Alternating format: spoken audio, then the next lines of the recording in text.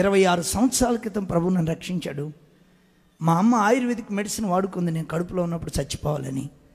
ప్రభు నన్ను బతికించాడు. 19 ఏళ్ళు ఆ మందు ప్రభావాన్ని బట్టి నాకు ఆరోగ్యం ఎట్లుంటుందో తెలియదు. ప్రభు నా 19 ఏళ్ళు రక్షించిన తర్వాత నా పాపం పోయింది, నా రోగం పోయింది.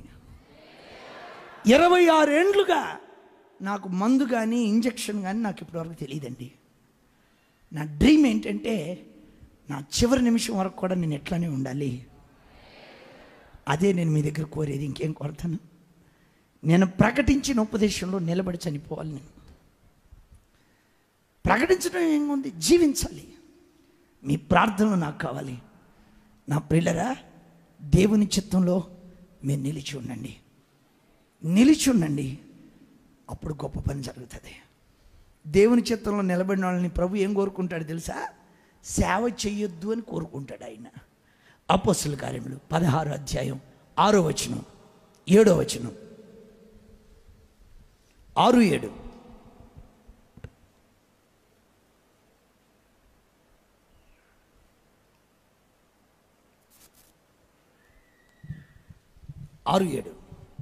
ఆసియాలో వాక్యం చెప్పకూడదని పరిశుద్ధాత్మ వారిని ఆటంకపరిచినందున ఏం చేసింది? పరిశుద్ధాత్మ వారిని, 2 చేతులు ఎత్తి స్తోత్రం చెప్పండి. వాక్యం చెప్పమంటుందా? పౌల్ని పరిశుద్ధాత్మ వద్దంటుందా?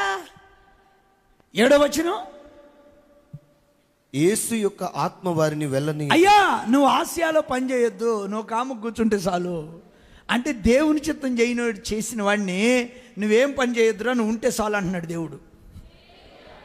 స్తోత్రం చెప్పండి. ఎంత గొప్ప భాగ్యం అండి.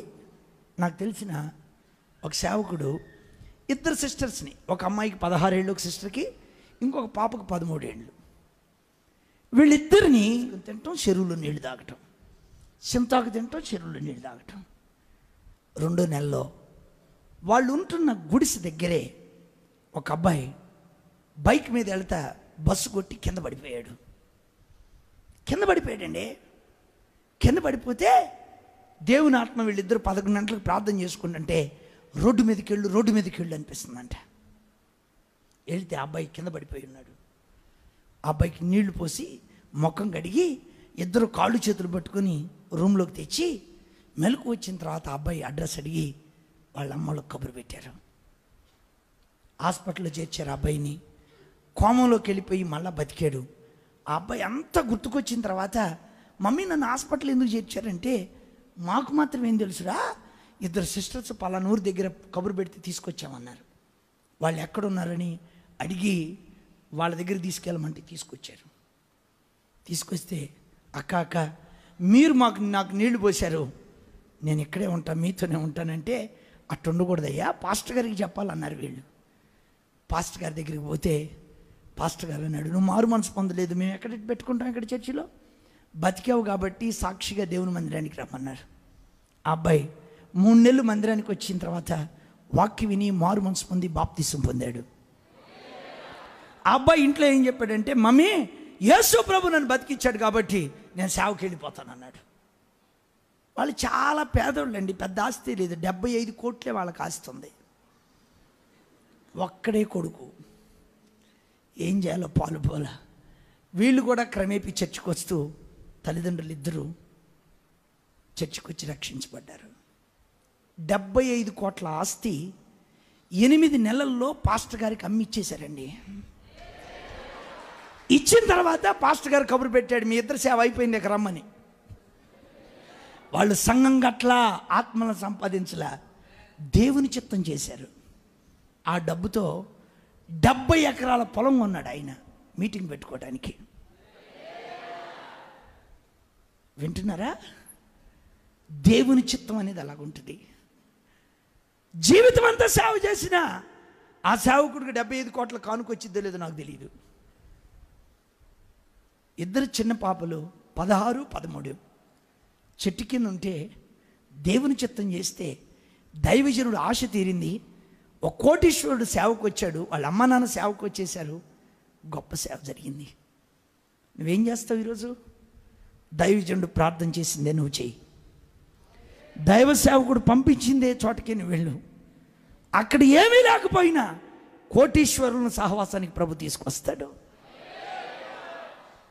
హల్లెలూయా. నా ప్రియమైన స్నేహితులరా, నేను సౌత్ ఆఫ్రికాలో మొట్టమొదటి వెళ్ళినప్పుడు ఒక సేవకుడు నాకు పరిచయం అయ్యాడు. ఆయన నా ఫ్రెండ్ ఆర్మీలో ఉంటాడు, అతనికి బాగా తెలుసు వాళ్ళ బంధువుల ద్వారా. నా ఫ్రెండ్ వాళ్ళని పరిచయం చేశాడు నాకు. నేను ఆయన దగ్గరికి వెళ్తుండేవాడిని. ఆయన దగ్గరికి వెళ్తే హైదరాబాద్ ఓల్డ్ సిటీ అట్టుంటుంది, అట్టుంటుంది. 80 మంది కుంటోళ్ళు గుడ్డోళ్ళు అనాథ హాస్టల్లో, వాళ్ళ పక్కన నాకు బెడ్ వేస్తాడు. కుంటే ఆయన మధ్యరాత్రి లెగుతాడు, గుడ్డోడేమో తెల్లారిన తర్వాత లెగుతాడు.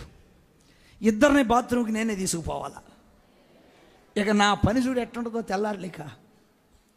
ఒక రోజు కుంటే అబ్బాయిని బాత్రూమ్ తీసుకెళ్తుంటే వాడు ఆపుకోలేక నా మీద పోసాడు పాసు. నాకు ఇంగ్లీష్ రాదు, నా బాధకి బాధ కాదు. దేవా, నన్ను తెచ్చి ఏడెందుకు పెట్టావు నాయన అని అడిగాను నేను ప్రభుని. ఆయన ఒకరోజు చెప్పాడు, అయ్యా చాలా భారంతో మీరు మా దేశంలో సేవ చేస్తున్నారు, నాకు ఒక ఆయన తెలుసు, ఆయన్ని మీకు పరిచయం చేస్తానన్నాడు. సరే పరిచయం చేయమన్నా. ఆయన చర్చి క్యాంపస్ చిన్నదండి, 1000 ఎకరాలే ఉంటుంది, పెద్ద ఎక్కువే ఉండదు. ఎంత పెద్ద, చాలా పేదోడు అండి. 4 సొంత విమానాలే ఉన్నాయి. ఏం సౌండ్ రాకుండా చెప్పారు? ఎక్కువ డబ్బు ఏమి లేవు. ఆ పాస్టర్ గారికి 4 సొంత విమానాలే ఉన్నాయి. ఆయన ఏం చెప్పాడంటే, పాస్టర్ గారు మీరు మా దేశం వచ్చినప్పుడు ఈ విమానం తీసుకెళ్ళి వాడుకోమన్నాడు. నన్ను ఆయిల్ ఎవడు పోతాడు, నువ్వు పోతానంటే తీసుకెళ్తా. వాళ్ళ సేవకుడు ఒక ఆయన ఇండియాకు వచ్చాడు మన చర్చికి. ఆయనకు బాగల గ్యాంగ్రింగ్ అంటే కుళ్ళిపోయే ప్రాబ్లం ఉంది. మన చర్చిలో వాక్యం చెబుతూ బాగలేక చనిపోయాడు. నేను ఇదేమైద్దని నేను బాధపడిపోయా. ఆయన బరియల్ సర్వీస్లో మాట్లాడడానికి వాళ్ళ దేశానికి వెళ్ళా. అది ఆన్లైన్ ఇచ్చారు. 45 దేశాల ప్రజలకి స్పాట్లో పరిచయం అయిపోయా నేను. హల్లెలూయా. ఆయన చిత్తం ఎట్టుంటుంది. జర్మనీలో స్టుట్గార్ట్ దగ్గర వాక్యం చెప్పడానికి వెళ్ళాను. స్టుట్గార్ట్ నుంచి లోపల విలేజ్కి వెళ్ళా. వెళితే మంచంలో కూర్చున్న ఒక ముసలాం అంది, నువ్వు నాకు తెలుసు, ఐ నో యు పాస్టర్ అంది. నేను నీకెట తెలుసమ్మా అన్న.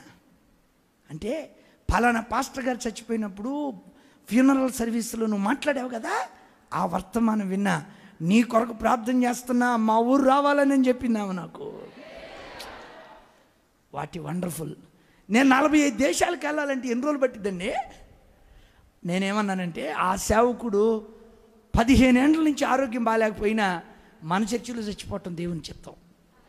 ఎందుకో నన్ను పైకెత్తాలని 45 దేశాలకు తీసుకెళ్ళాలని ప్రభు ఆయన్ని తీసుకొచ్చి ఎక్కడ చంపాడు. నీ కొరకు ఆయన ఏదైనా చేయగలడు. నేను మీకు చెప్పాలనుకుంది ఏంటంటే, ఆయన నీ కొరకు ఏదైనా చేయగలడు. ఒకవేళ నేను మినిస్ట్రీ పెట్టుంటే ఈరోజు నా పరిస్థితి ఏమై ఉండేది.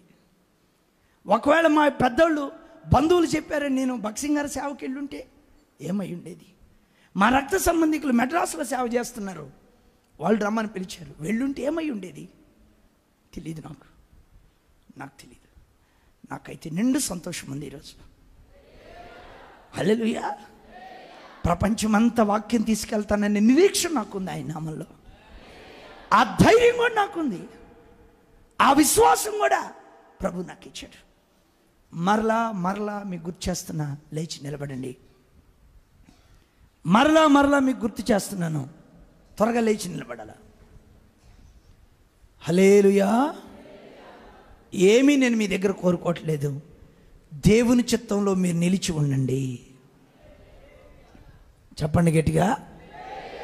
డబ్బు లేకపోయినా, ఆరోగ్యం లేకపోయినా, వసతులు లేకపోయినా, ఏ విధమైన పరిస్థితుల్ని ఎదుటున్నా, ప్రభువా నేను నీ చిత్తం చేస్తాను. ఆమేన్, ఆమేన్. చెయ్యెత్తండి, కళ్ళు మూయండి, నోరు తెరవండి, ప్రార్థన చేసుకుందాం. మీ ప్రార్థన వినబడ్డలేదు నాకు. అదేనా నీ ప్రార్థన? అదేనా నీ ప్రార్థన? కుడికైనా ఎడమకైనా తొలగొద్దు. బాబు అటు ఇటు తిరగొద్దు. కుమారుడా,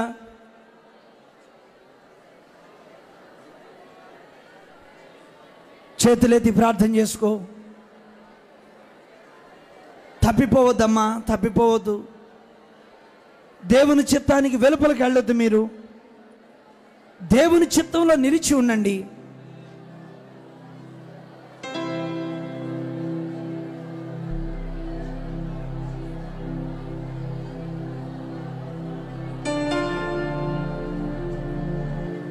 దైవజనుడిని వదిలిపెట్టి వెళ్ళొద్దు, సంఘాన్ని విడిచి వెళ్ళొద్దు. ఏ పరిస్థితి అయినా ఉపదేశంలో నిలిచి ఉండండి. గాయం ముందు రక్తం తర్వాత.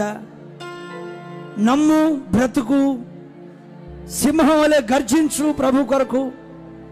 స్కందారమాలారా శబాద కాలారా పరికా రబాబాబాబా రబాలారా శబాద కారా సబాద కాలాలా.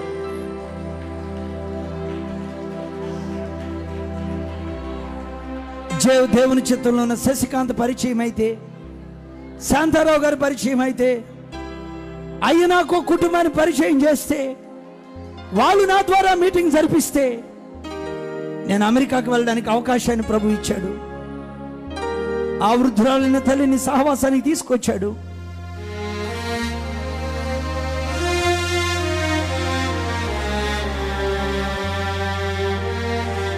ప్రతికూలమైన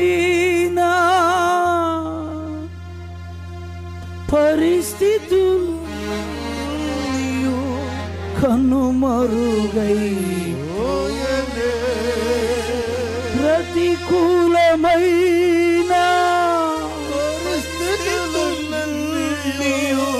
కనుమరుగై, కృంగిన వేళలో చిరునామా నీవేగా, కృంగిన నరులేవనెత్తిన చిరునామా నీవేగా. చేతులెత్తి నోరు తెరిచి ప్రార్థనలో గడుపుదాం కొద్ది నిమిషాలు. మినిస్ట్రీ వద్దు, నీ చిత్తం కావాలి. నాకు డబ్బు వద్దు, నీ చిత్తం కావాలి. పదవులొద్దు, పేరు ప్రఖ్యాతులొద్దు, నాకు నీ చిత్తం కావాలి. నీ చిత్తంలో ఉన్న వాళ్ళనే నాకు పరిచయం చేయి. స్కాబారా షందారామాలేరాక. నీ చిత్తంలో లేనిది నాకు క్షేమం ఉండదు రాజా. నీవు నన్ను నీ చిత్తంలో ఇక్కడికి తెచ్చావు.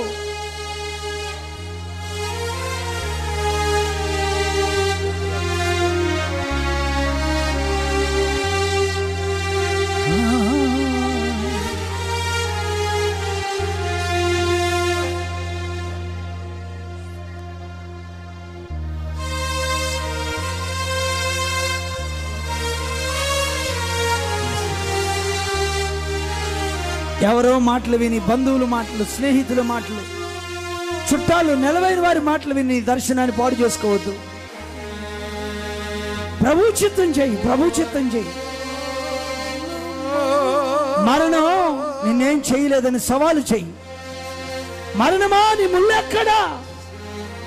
బ్రతికినంత కాలం ఉపదేశంలో బ్రతకడానికి అప్పగించుకో. యెహోనాదాబు లాంటి కపట మిత్రుల మాటలు వినొద్దు. దయగలిగిన రాజా, ఈ పునరుద్ధాన దినమందు మా మందిరంలో నువ్వు చేసిన కార్యాలకై నీకు స్తోత్రాలు. నీ ప్రజలు మిషనరీలు అయిపోవాలి. నీ ప్రజలు స్వార్థరహితులు అయిపోవాలి. నీ చిత్తాన్ని ప్రేమించు వారిగా మారాలి. ఐక్యరాజ్య జనరల్ సెక్రటరీ కంటే గొప్ప పదవి దైవజనుడు పదవి. నాయన ముఖ్యమంత్రులను దీవిస్తాడు, మంత్రులను దీవిస్తాడు, ప్రధానమంత్రులను దీవిస్తాడు దైవజనుడు. ఈ అవకాశాన్ని జారవిడుచుకొని యుద్ధ రాజా, నీ ప్రజలు సేవ కొరకు రేపబడి పనిచేయటకు సహాయం చేయి. జయరాజు నన్ను దీవించు, కుటుంబాన్ని దీవించు.